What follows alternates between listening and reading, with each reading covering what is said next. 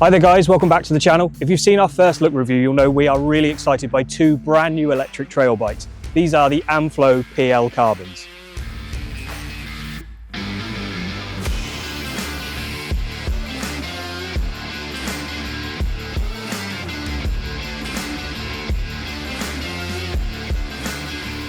It's a full carbon fibre powerhouse with 29-inch wheels, around 150mm of travel with a 160mm fork, the new DJI Avinox motor, a large capacity battery, and a build kit that's bringing real performance where it counts. Today we get to ride the new Amflow bike and bring you our thoughts on what the rest of the cycling media is calling the future of e-mountain biking.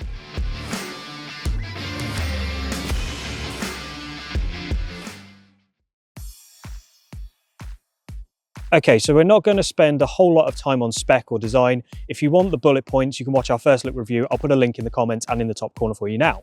What's most important to us is what is this bike like to ride? What does it feel like on the trail? And how does the motor perform? So let's get right to it.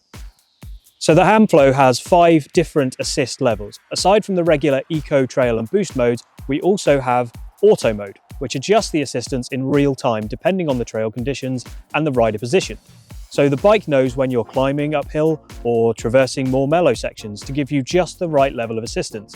And this is the mode we tested first. We found the general feel of this motor to be pretty smooth in this mode, and the power delivery feels pretty natural too. I know there are a lot of systems out there that claim this and are this, but having ridden a number of these systems, we can say this is right up there with the best of them. And the concept of one assist mode for a variety of riding situations transfers very well onto the trail, and it's extremely intuitive, with the Amflow dispatching the tighter, steeper switchbacks as easily as the rest of the climb. After this, we tried climbing in Eco, Trail and Boost modes, which after testing from a number of riders led us to some interesting feedback. Eco mode is very aptly named. It's a small amount of assistance that will give you the best range on most trails and requires more input from the rider.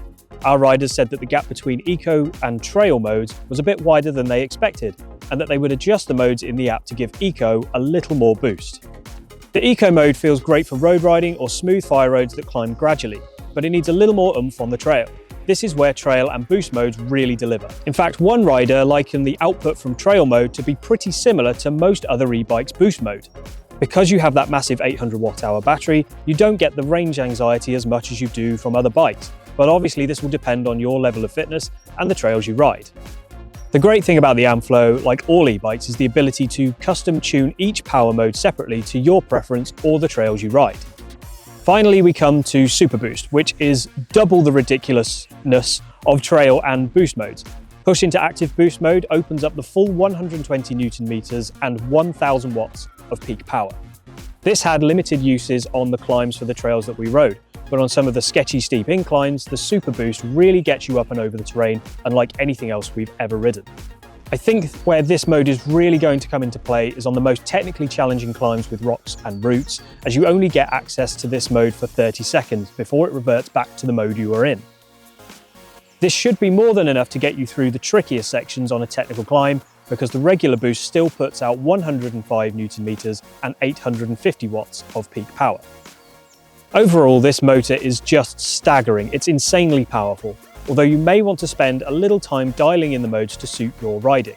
Its auto mode is very clever and yet beautifully intuitive, with sensors understanding the terrain and gradient you're riding very well, and adjusting the assistance with almost clairvoyant decision making. We've seen big full power e-bikes with massive batteries, and we've seen lightweight, lower powered e-bikes going for agility and ride quality over the maximum power. But the Amflow seems to be splitting those categories and leading the charge on full power and lightweight. There are a couple of others that do this too, like the white E-Lite Evo, the Merida E160 and the Orbea Rise LT. These bikes are all great options, but for the most powerful motor combined with the biggest battery capacity, Amflow leads with numbers, at least for now. Once you've reached the top of the climb, you're in for a real treat on the descent. Now, the suspension design is nothing groundbreaking. Its 4-bar linkage has been used on other bikes for a number of years, but it's a tried and trusted design, providing a supportive, poppy, playful ride quality, but also has a ton of grip and traction across all kinds of trails. We have 150mm of travel through the frame and a trusty Fox 36 performance fork up front with 160mm of travel. placing the Amflow in the trail/all-mountain category. This means it's at home on our local red-graded trails, trail centres, single track and most trails at the bike park, except maybe black-graded downhill tracks. Geometry is pretty much bang on for a bike in this category, with a 64.5 degree head angle and a 475mm reach on this large test model. Chainstays are 445mm and the seat angle sits at 77 degrees. On the trail, all of this translates to a fun and playful bike that can tackle steeper, more technical aggressive trails with poise and confidence, and flowy, more mellow trails with a lot of speed and agility. The performance from up front is very good, with the Fox 36 working well throughout the day. The Assegai tyre is well suited to all but the wettest, muddiest conditions, and this is where the Dissector rear tyre, despite being a decent, fast rolling and good all-round option, does let the Amflow down a little. British riding conditions are far from perfect all year round, and in fairness, it's the only part we'd upgrade straight out of the box. Having ridden with a Dissector in the past, I do genuinely like that tyre, but with the extra power from the Amflow and the slick roots and rocks, you do have to put a bit more care and thought into the line choice and how you attack features. The support from the Float X shock is equal to the fork performance. You really have to push hard to reach the bottom out.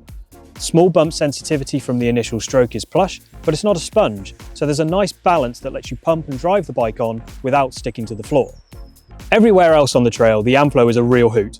When you put it up against other bikes with comparable power and range, its lighter build coupled with the balanced geometry means it's very agile on narrower single track. It carves corners without feeling twitchy or too long, and overall it has a very predictable and easy to get on with characteristic. Riders who really want to dial in the bike for more agility can set it up mullet, but the sheer speed from running full 29er is going to be a popular choice for most riders buying a bike in this travel range. If you're a shorter rider, you may want to go for the mullet for extra clearance, and there is a flip chip to offset the change in geometry. So does the Amflow live up to the hype? Is it worthy of my hard-earned cash, I hear you cry? Yes, it's worth the price tag. Whether you go for the top spec PL Pro with its carbon wheels, Fox factory suspension, or the silver PL model, you're getting a very exciting and dynamic electric trail bike that will blast you up the hill unlike any other trail bike on the market. We were blown away by the motor system, and whilst the active boost mode will have limited uses, it's great to have it to fall back on when the trail gets really tough. The auto mode is a joy to use, and you almost forget that you're riding an e-bike. And with a little bit of tuning in the app for the other assist modes, you'll have the bike running perfectly in tune with how you want to ride. It's a fun, playful all-mountain bike with plenty of range and power for the ups and bags of agility and support on the downs. The combination of drive system, suspension design, geometry and components, and the lightweight build make this one of the best eMTBs you can buy in this category. What do you think of the new Amflow e-bikes? Let us know in the comments and ask us any questions you might have. If you want to see more on the Amflow, you need to head to uprisebikes.com, where you can order from us directly. Don't forget, you can demo or buy the new bike from our e-bike destination store in South Wales. Make sure you hit like and subscribe to the Uprise Bikes YouTube channel for more reviews and cycling content coming in the future.